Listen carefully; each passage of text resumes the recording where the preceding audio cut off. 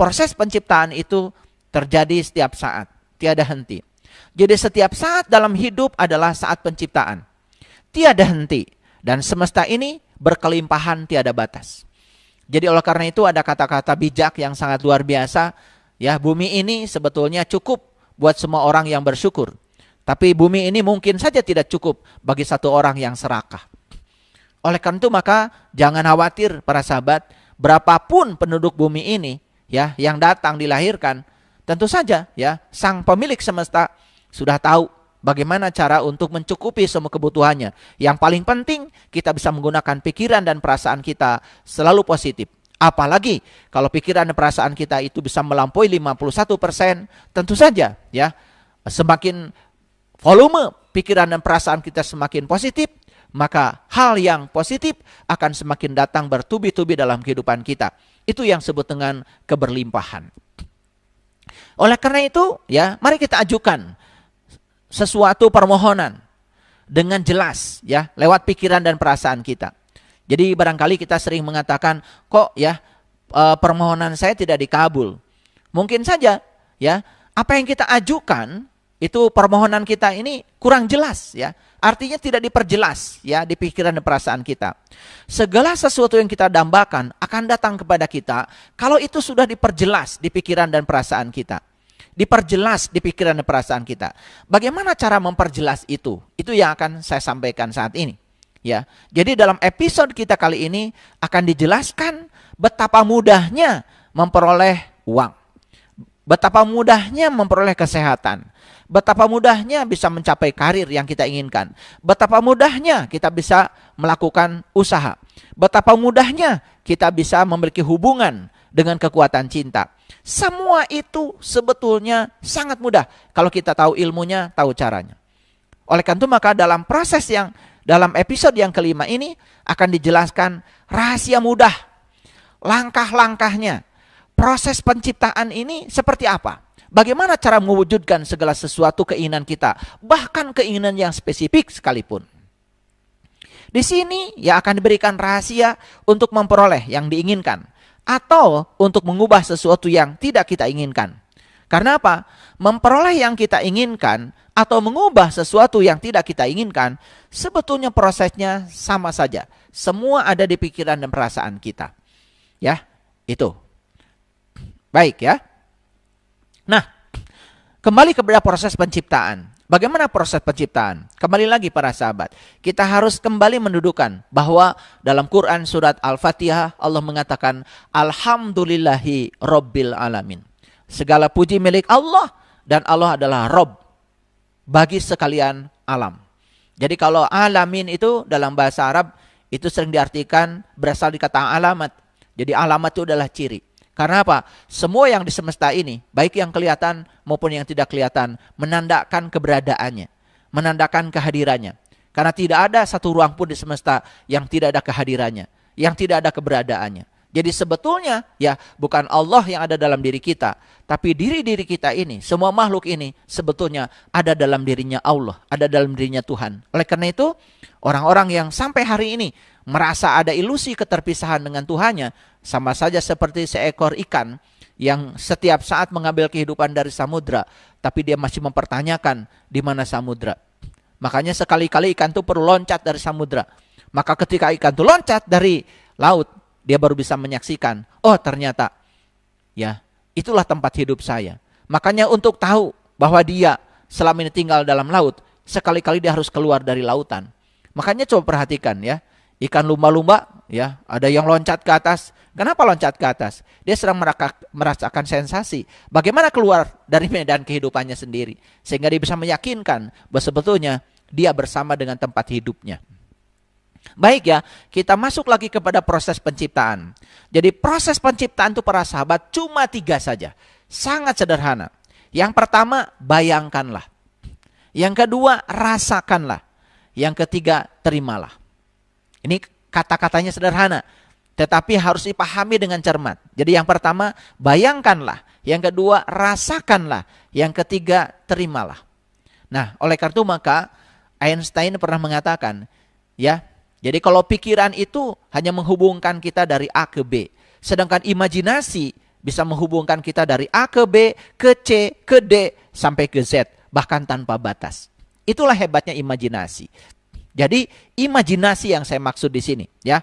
Bayangkanlah, rasakanlah, dan terimalah. Bagaimana membayangkan? Langkahnya seperti apa? Awas, jangan salah ya. Yang pertama, gunakan pikiran untuk memfokuskan dan membayangkan apa yang kita inginkan. Tentu saja, ya, alatnya adalah pikiran. Yang pertama, gunakan pikiran untuk memfokuskan dan membayangkan apa yang kita inginkan. Yang kedua, bayangkan diri kita berada bersama dengan yang kita inginkan itu. Jadi tidak cukup hanya dengan membayangkan apa yang kita inginkan. Tidak cukup hanya dengan memfokuskan pikiran kita pada yang kita inginkan. Tetapi harus melampaui yang kedua. Apa itu? Bayangkan diri kita berada bersama dengan yang kita inginkan itu. Jadi yang kita sudah bersama dengan yang kita inginkan itu. Walaupun masih dalam pikiran, tapi pikiran sudah bisa menjangkau ke sana. Itu hebatnya pikiran. Pikiran itu luar biasa, ya, jangkauannya sangat luas. Jadi yang pertama, gunakan pikiran untuk memfokuskan dan membayangkan apa yang kita inginkan. Yang kedua, bayangkan bahwa diri kita sudah berada bersama dengan yang kita inginkan itu. Walaupun baru dalam pikiran. Lalu yang ketiga, bayangkan diri kita melakukan berbagai hal dengan apa yang kita inginkan itu. Jadi kita ini, ya, sudah melakukan berbagai hal walaupun baru tingkat pikiran dengan yang kita inginkan itu. Dan yang keempat, bayangkan diri kita memiliki yang diinginkan itu. Jadi saya beri contoh lah sederhana ya. Ya. Saya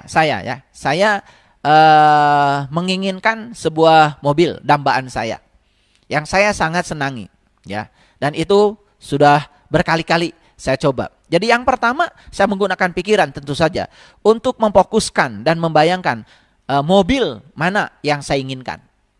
Ya, nggak usah berpikir uang, ya, karena semesta yang akan menyelesaikan caranya. Nah, kita itu sering berpikir cara. Tugas kita itu yang pertama. Yang kedua, saya membayangkan bahwa diri saya sudah bersama dengan mobil itu. Saya membayangkan bahwa diri saya sudah bersama dengan mobil itu. Lebih dalam lagi, saya membayangkan bahwa saya sudah melakukan berbagai hal dengan mobil itu. Saya berpergian ke sini, ini bukan halusinasi, bukan. Ini imajinasi.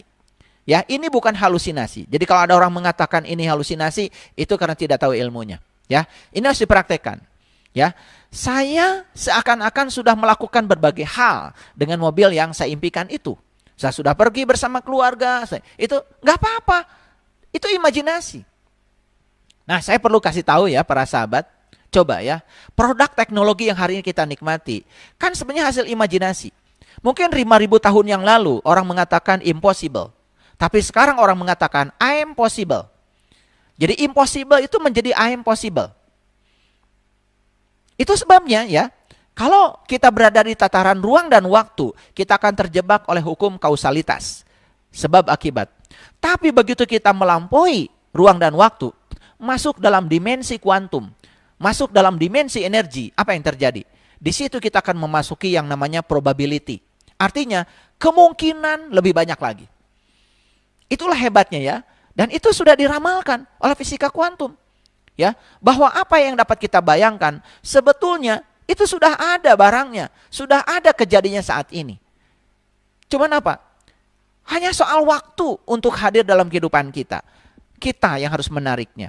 Jadi para sahabat, sekali lagi ini agak dalam ya. Ini saya ulang-ulang. Yang pertama ya, bagaimana cara membayangkan? Gunakan pikiran untuk memfokuskan dan membayangkan apa yang kita inginkan. Yang kedua, bayangkan diri kita sudah berada bersama dengan yang diinginkan itu, walaupun di tingkat pikiran. Yang ketiga, bayangkan diri kita sudah melakukan berbagai hal dengan yang kita inginkan itu. Dan yang keempat, bayangkan diri kita sudah memiliki yang diinginkan itu. Ini ya, membayangkan. Jadi bukan membayangkan tuh seperti yang selama ini dilakukan banyak orang. Makanya disitulah pentingnya kita harus melek, harus literasi, harus melek ilmu ya. Makanya janganlah jadi orang yang tidak tahu, tapi kita tidak tahu bahwa kita tidak tahu. Lebih bagus jadi orang yang tidak tahu, tapi kita tahu bahwa kita tidak tahu. Maka semesta pasti akan memberitahu. Nah, sekarang bagaimana merasakan? Kan tadi ilmunya proses penciptaan itu cuma 3. Yang pertama membayangkan, yang kedua merasakan, yang ketiga menerima. Bagaimana cara merasakan? Baik para sahabat, merasakan pun ada prosesnya. Yang pertama ya, pada saat bersamaan dengan membayangkan tadi, pada saat bersamaan nih dengan membayangkan tadi, jadi ini di dimensi pikiran tadi, tapi cuman ini di dimensi perasaan, kita harus merasakan cinta terhadap yang kita bayangkan itu. Kita maksudnya cinta dimaksud apa? Cinta itu kan kekuatan positif. Jadi kita merasakan hal positif ya dengan yang kita bayangkan itu. Itu pada saat bersamaan dengan membayangkan, kita harus merasakan kekuatan positif terhadap apa yang kita bayangkan itu. Jangan ada ketiadaan kekuatan positif. Yang kedua, kita harus membayangkan dan merasakan berada bersama dengan yang kita inginkan itu. Jadi kalau tadi kan langkah kedua dalam membayangkan ya, kita memikirkan seakan-akan kita sudah bersama dengan yang kita inginkan. Nah, di sini kita merasakan seakan-akan sudah bersama dengan yang kita inginkan. Lalu langkah yang ketiga, kita harus membayangkan dan merasakan berbagai hal bersama yang diinginkan itu.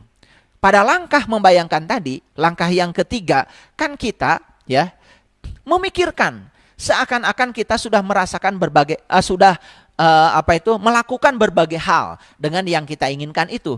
Nah, di sini kita bukan melakukan berbagai hal saja, tetapi merasakan bahwa kita sudah melakukan berbagai hal dengan yang kita inginkan itu. Dan yang keempat, kita harus membayangkan dan merasakan memiliki yang kita inginkan itu. Nah, inilah membayangkan itu dalam dimensi medan listrik di pikiran, sedangkan merasakan dalam dimensi medan magnet itu terjadi dalam perasaan. Makanya begitu koheren antara pikiran dan perasaan, maka disitulah yang namanya realitas akan datang kepada kita. Bahkan ya, realitas akan yang datang kepada kita, yang kita inginkan akan datang bertubi-tubi.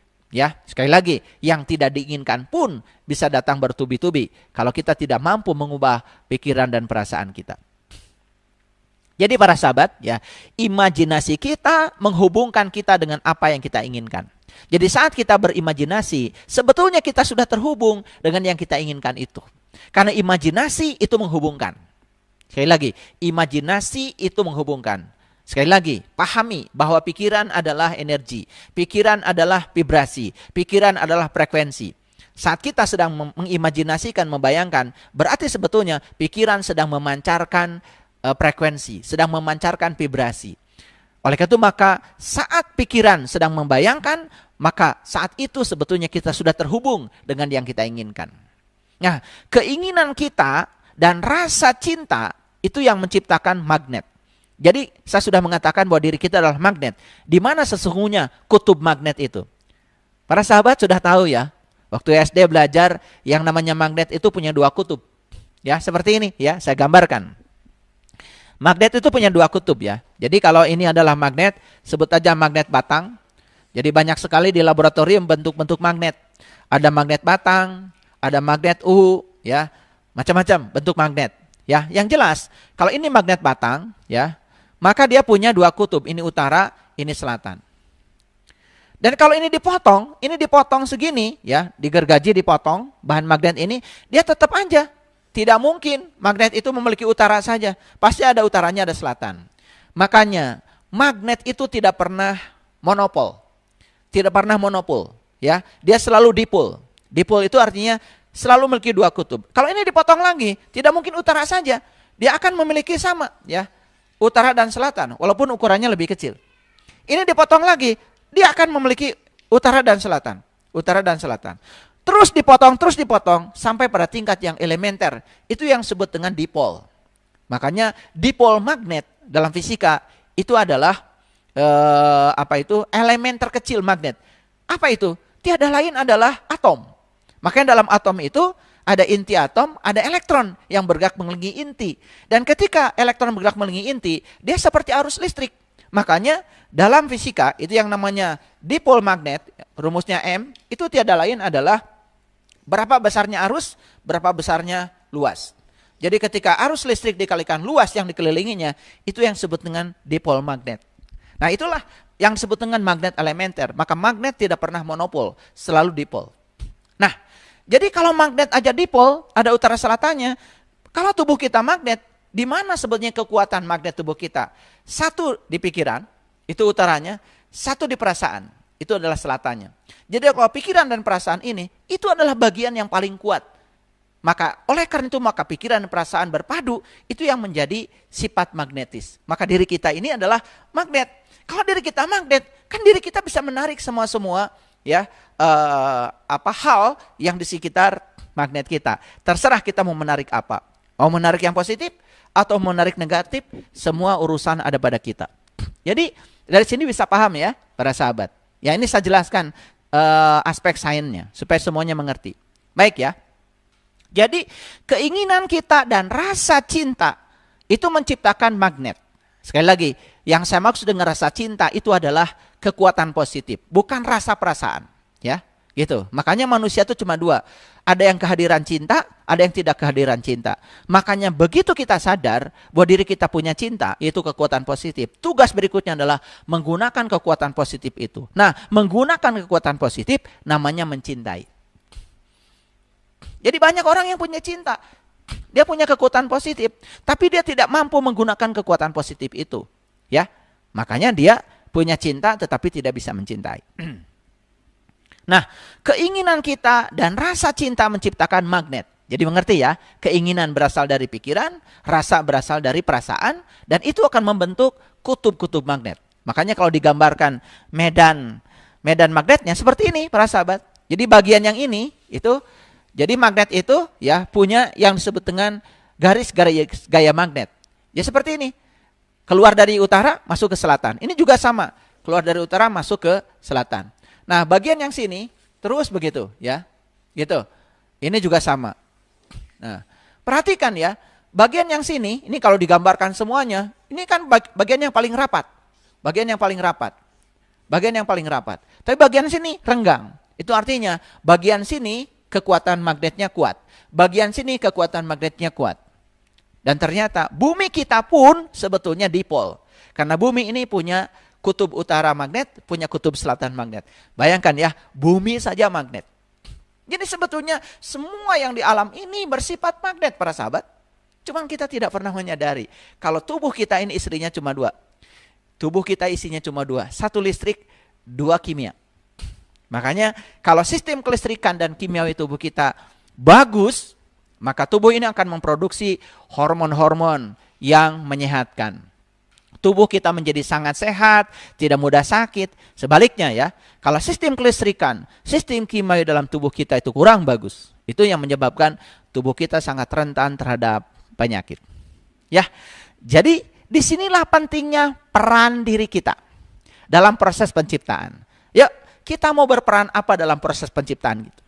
Ulangi ya, proses penciptaan cuma 3. Membayangkan, merasakan, kemudian menerima. Nah, kuncinya di mana? Kuncinya di membayangkan, tadi ada 4 langkah, di merasakan ada 4 langkah. Ulang-ulang para sahabat, sampai para sahabat mengerti ini. Lalu dipraktekkan. Laporkan pada saya. Luar biasa ya hasilnya. Baik.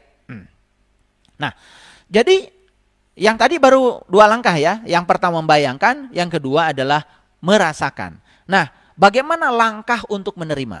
Awas ya, menerima tuh bukan begini, bukan begitu ya. Ini ada ilmunya. Yang pertama, langkah yang pertama.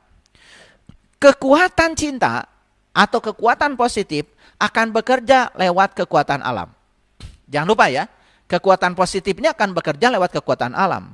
Jadi alam ini ya tidak diam. Dia punya kekuatan. Baik yang kasat mata maupun yang tidak kasat mata. Untuk apa? Untuk menghadirkan apa yang kita inginkan. Jadi sebetulnya yang kita inginkan ini tentu saja bukan dihadirkan oleh kita. Dihadirkan oleh kekuatan alam. Nah sekarang bagaimana kekuatan cinta kita itu bisa ya menggerakkan agar kekuatan alam bekerja untuk menghadirkan yang kita inginkan. Itu langkah yang pertama. Yang kedua, pahami. Kekuatan alam akan menggunakan berbagai keadaan, kejadian, orang untuk menghadirkan apa yang kita inginkan. Jadi, ya cara alam menghadirkan yang kita inginkan ini pasti dong menggunakan berbagai keadaan atau orang, ya, atau apa saja yang menjadi lantaran. Kan tidak mungkin kan uang jalan ke rumah kita karena dia tidak punya kaki. Pasti datang ke rumah kita itu ya lewat kita berhubungan dengan orang, mungkin saja ada hubungan bisnis, ada hubungan apa, ada hubungan kasih sayang, sehingga orang bisa memberikan uang. Kan uang itu datang kepada kita dibawa oleh orang, tapi orang ini digerakkan siapa? Digerakkan oleh kekuatan alam. Lalu kenapa alam bisa menggerakkan orang ini? Karena kita yang mengundangnya. Kita yang mengundangnya lewat pikiran dan perasaan kita. Ya, itu mekanismenya. Jadi apapun yang kita inginkan, kita harus menginginkannya dengan sepenuh hati. Jadi kenapa yang kita inginkan tidak datang kepada kita? Saya pastikan para sahabat menginginkannya tidak sepenuh hati. Membayangkan dan merasakannya tidak sepenuh hati. Langkah membayangkan dan langkah merasakannya belum tahu caranya. Dan saat ini di episode yang kelima saya beritahu caranya. Luar biasa ya, silakan dipraktekkan. Jadi keinginan itu adalah cinta. Kembali lagi kepada episode yang pertama, episode 1. Adakah teknologi ini kalau tidak ada cinta? Tidak ada, bukan? Karena apa? Para ilmuwan melakukan penelitian, ya. Penelitian tentang optik, penelitian tentang listrik, tentang magnet, tentang gelombang, tentang termodinamika. Kan semua itu karena ada keinginan. Keinginan untuk mendapatkan sesuatu, rahasia alam, yang ketika rahasia itu diciptakan dalam teknologi, membuat kehidupan manusia menjadi mudah. Coba bayangkan para sahabat, apakah video ini bisa dinikmati oleh para sahabat kalau tidak ada kamera? Apakah video ini bisa dinikmati para sahabat kalau tidak ada IT? Kan tidak ada. Dan semua penciptaan, semua penemuan, bukankah sebetulnya berasal dari keinginan positif yang dimiliki oleh para ilmuwan? Maka kita harus berterima kasih pada mereka. Kalau nggak ada mereka, tidak ada teknologi. Jangan menganggap mereka ini ya cuma-cuma. Karena penemuan itu sambung menyambung para sahabat. Dan tidak ada satu penemuan yang berdiri sendiri. Ya, semua penemuan itu bersambung menyambung. Makanya kalau dalam riset selalu ada yang disebut dengan rekomendasi atau saran. Jadi riset ini bisa dilanjutkan untuk kondisi yang berbeda. Itu kan biasanya seorang peneliti ngasih saran di akhir kesimpulannya. Dan saran itu untuk ditindaklanjuti oleh peneliti berikutnya. Karena apa? Keterbatasan waktu. Ya, karena apa? Kan tidak ada orang yang abadi. Tetapi ilmu pengetahuan abadi. Sambung menyambung. Itulah luar biasanya. Makanya tidak ada satu barang pun yang saat ini dinikmati oleh kita hasil kita sendiri, bukan? Bahkan kita tidak pernah memakan beras hasil tanaman kita. Mungkin, ya. Karena apa? Beras yang kita makan hari ini kan hasil tanaman orang lain. Betul nggak? Tidak ada orang makan beras sekalipun petani. Petani tidak ada yang kemudian menunggu untuk makan nasi 3 bulan sampai beras yang ditanam oleh dirinya itu jadi, kan tidak ya. Jadi saat petani itu nanam padi, dia juga harus makan, bukan? Dan bisa jadi yang dia makan bukan beras hasil tanamannya, hasil orang lain. Jadi sebetulnya dalam hidup ini kita sangat banyak utang budi, bukan, kepada banyak orang. Jadi kalau kita sadar bahwa kita banyak utang budi kepada banyak orang, mana mungkin kita melakukan keburukan dalam hidup. Baju yang saya pakai ini, entah berapa ribu orang yang terlibat. Siapa yang nanam kapasnya, saya juga nggak tahu. Siapa yang memanjat sehingga kapas itu bisa dipanen, saya juga tidak tahu. Siapa yang memintal menjadi benang, saya tidak tahu. Siapa yang memintal menjadi kain, saya juga tidak tahu. Ya, saya tahunya yang menjahit ya saya tahu. Setelah jali kain, yang menjahitnya saya tahu. Cuma satu aja, tukang jahitnya saya tahu. Tapi siapa yang bikin kancing, saya juga tidak tahu. Siapa yang bikin pewarna ini, saya juga tidak tahu. Jadi kalau saya pakai baju ini dengan kesadaran, para sahabat, betapa banyak di satu barang yang saya pakai saja, ribuan bahkan jutaan orang terlibat. Jadi sebenarnya kita tuh punya banyak utang budi. Spidol ini bukan buatan saya. Mic yang saya pakai bukan buatan saya. Dan mic ini tercipta dari berbagai elemen. Setiap elemen ada penciptanya. Bayangkan, ada kabelnya, siapa yang menciptakan kabel? Siapa yang menemukan konduktor? Aduh, kalau kita berpikir seperti itu ya, kita ini hidup jadi malu ya. Kita sudah berkarya apa dalam kehidupan ini? Makanya aneh ya, Makanya orang-orang yang dangkal pengetahuannya, cuma bisa menyalahkan, cuma bisa menghujat, menebarkan kebencian, sebetulnya orang yang semacam itu sederhana ya. Karena dalam dirinya tidak punya cinta, tidak ada kekuatan positif. Ya, tidak ada cahaya dalam dirinya, yang ada cuma kegelapan. Ya, makanya ada cinta atau tidak ketiadaan cinta. Itu aja, ya, para sahabat. Nah, dalam menerima ini, jadi yang pertama, kekuatan cinta akan bekerja lewat kekuatan alam. Baik yang kasat mata atau yang tidak kasat mata, untuk menghadirkan apa yang kita inginkan. Yang kedua, kekuatan alam akan menggunakan berbagai keadaan, kejadian atau orang untuk menghadirkan apa yang kita inginkan. Yang ketiga, apapun yang kita inginkan, kita harus menginginkannya sepenuh hati. Bagaimana kita membayangkannya? Bagaimana kita merasakannya? Yang keempat, keinginan adalah cinta.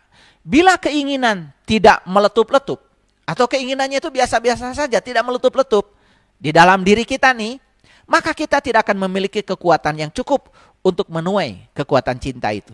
Artinya, keinginan itu harus meletup-letup ya. Harus meletup-letup, harus kuat di sini. Makanya, kenapa ya, di dalam bahasa Arab ada yang namanya tekad, yang disebut dengan malak, milik, yang kemudian sering disebut malaikat. Ya, itu kan sebenarnya tekad. Jadi keinginan yang meletup-letup itu, keinginan yang meletup-letup, keinginan yang sungguh-sungguh, ya, kita menginginkannya. Makanya kalau kita keinginannya biasa-biasa saja, itulah yang membuat magnet kita tidak cukup untuk menarik yang kita inginkan. Ya, kita harus mendambakan apa yang diinginkan itu, ya, dengan sepenuh hati. Karena keinginan adalah perasaan cinta. Ingat ya, keinginan itu tidak buruk. Karena keinginan untuk mendapatkan sesuatu yang positif. Misalkan kita ingin uang kita banyak, agar kita bisa berbagi, bisa menolong banyak orang, bisa menyelamatkan banyak orang, bisa menyekolahkan banyak orang yang putus sekolah. Keinginan itu kekuatan cinta para sahabat. Ya, keinginan itu kekuatan cinta. Ya, jangan terjebak oleh kata-kata. Ya, perhatikan substansi yang saya sampaikan. Dan kita harus memberikan cinta untuk menerima apa yang kita sukai. Jadi, ya, saya sudah sampaikan. Ya, bagaimana rasa kita terhadap uang? Bagaimana rasa kita terhadap hubungan? Bagaimana rasa kita terhadap kesehatan? Rasa kita terhadap semua itu menentukan. Kalau rasa kita negatif, misalnya, sederhana saja, ketika diajak sama saya, minggu depan kita ke Bali yuk. Nah, kalau rasa kita negatif, langsung, wah, uang dari mana? Itu rasa kita terhadap uang sudah negatif, maka kita tidak akan pergi ke Bali. Tapi setidak-tidaknya kalau rasa kita positif, yuk, pasti ada uangnya.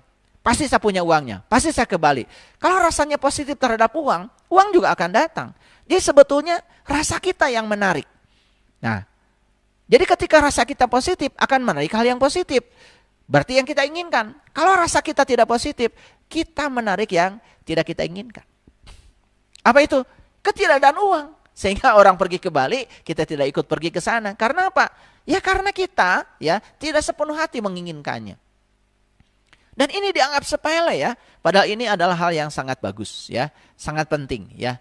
Ini adalah kuliah yang sangat penting para sahabat. Oleh karena itu, pahami, cermati setiap kata yang saya sampaikan, coba mulai dipraktekkan dalam hidup ya. Jika perlu nanti kita kopi darat lah ya. Silahkan ya, kalau tidak percaya dengan apa yang saya sampaikan ya. Itu luar biasa ya, luar biasa. Dan saya sekali lagi tidak pernah mau menyampaikan sesuatu yang saya tidak mengalaminya, yang saya tidak merasakannya, yang saya tidak mengetahuinya, yang saya tidak memahaminya. Saya tidak berani menyampaikan sesuatu yang cuma apa kata orang. Yang saya sampaikan ini adalah apa kata saya, sudah teralami oleh saya sendiri dan sekarang saya bagikan. Ya, semoga ini bisa menginspirasi para sahabat semuanya.